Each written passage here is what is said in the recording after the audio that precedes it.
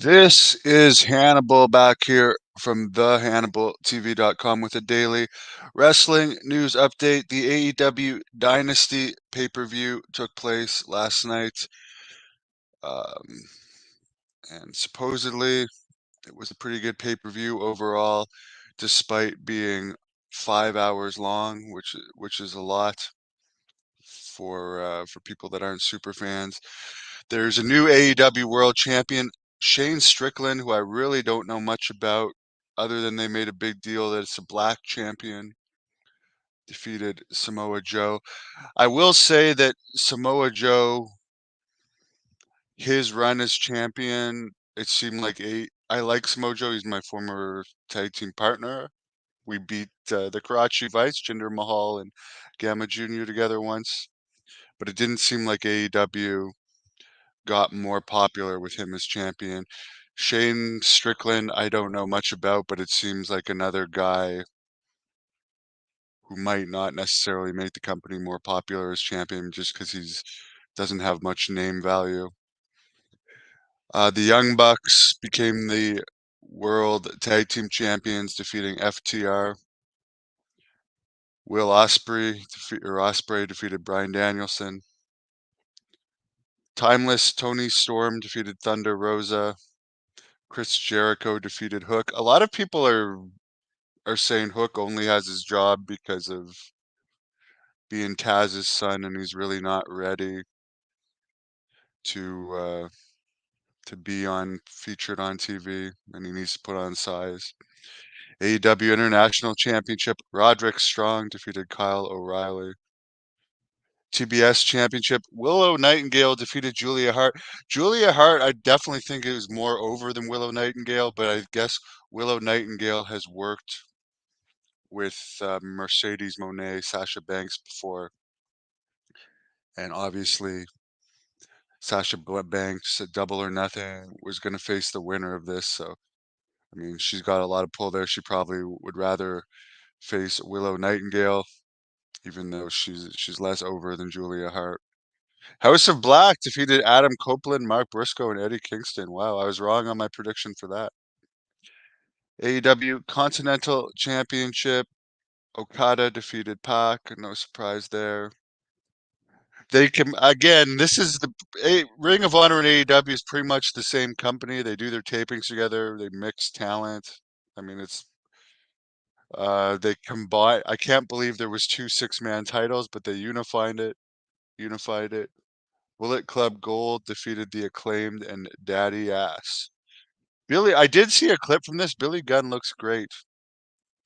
Orange Cassidy and Shibata, who I've trained with before, defeated Shane Taylor and Lee Moretti.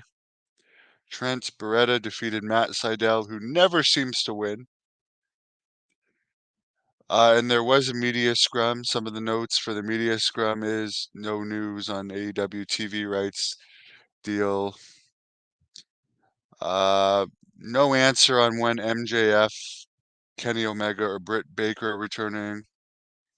Although he would like Kenny Omega to appear on the May Winnipeg Dynamite taping, which has a really bad pre-sale, by the way, only 3,000, considering um, Omega, Don Callis, and Chris Jericho are all from Winnipeg. But again, they still got some time to sell more tickets. The one thing I'll mention that Vince Russo brought up in a podcast is nowadays, like when wrestlers are injured, they don't use them on TV, even though they could do other stuff. Like MJF could still be doing promos and stuff on TV, but he's got, I think, some type of leg injury, and they just like don't use him at all. And I think John Paz mentioned that CM Punk actually asked to still be used here and there, despite his arm injury.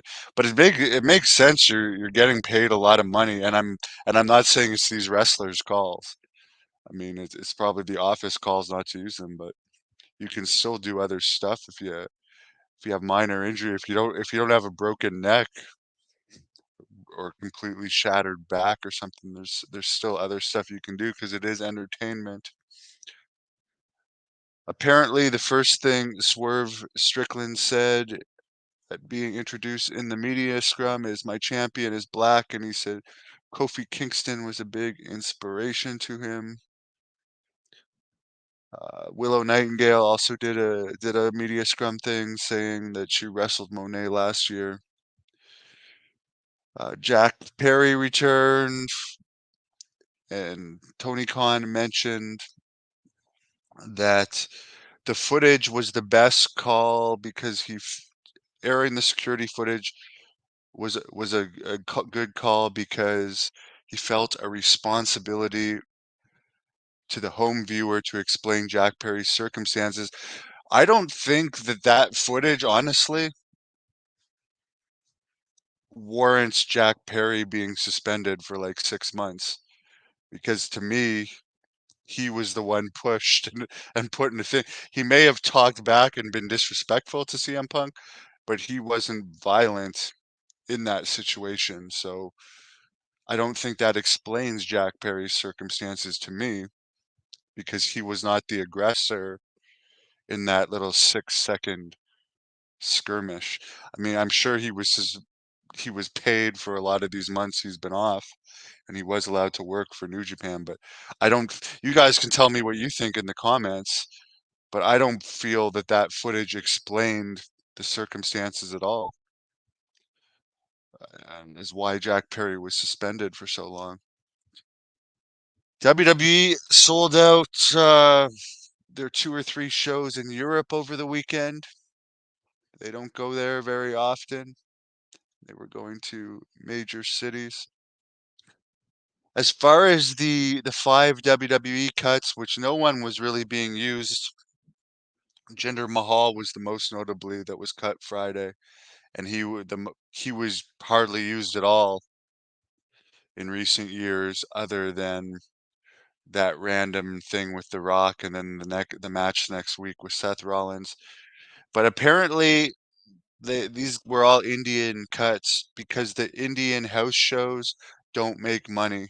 The only shows that do well in India are paid shows because I don't know much about India other than it has a huge population and they are wrestling fans, and girls wrestling videos in particular get big YouTube hits from India, and I understand part of that is because porn might be blocked in those countries.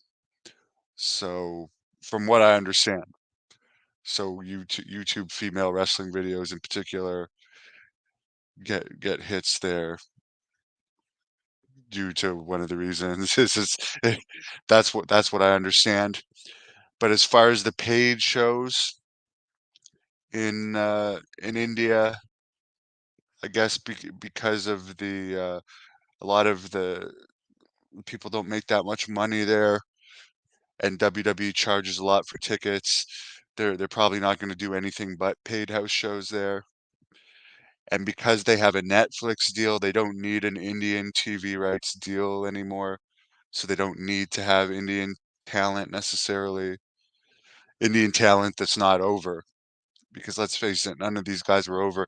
Jinder Mahal was over at one point, but he wasn't over at the time they released him. And Meltzer also Meltzer was bringing up these points on the Wrestling Observer Radio today. And apparently he was also saying that because WWE now has the Netflix deal where they're not going to be on any international TV stations anywhere that Netflix airs, such as India, it might open up doors for places like AEW to get TV deals in India, since in India and other places like the UK where AEW already has a strong TV deal, but places where WWE has traditionally been on TV and they might still want to have wrestling. So, anyways, nobody was surprised at those firings at all. And yeah, for the pay-per-view, I guess the match quality as far as people that like the smart mark style of wrestling, it's a style of wrestling. Like this channel is all about smart marks, so I'm not hating on it. It's just not my taste of wrestling. But I heard Meltzer really praised the AEW pay-per-view. But again, I just think from a world champion perspective, putting a belt, it went from MJF was over as world champion. Uh, it didn't have much buzz with Samoa Joe as world champion, and now they're putting on someone else it's not really a household name. So I don't know if that's going to help the brand much at all. Time will tell.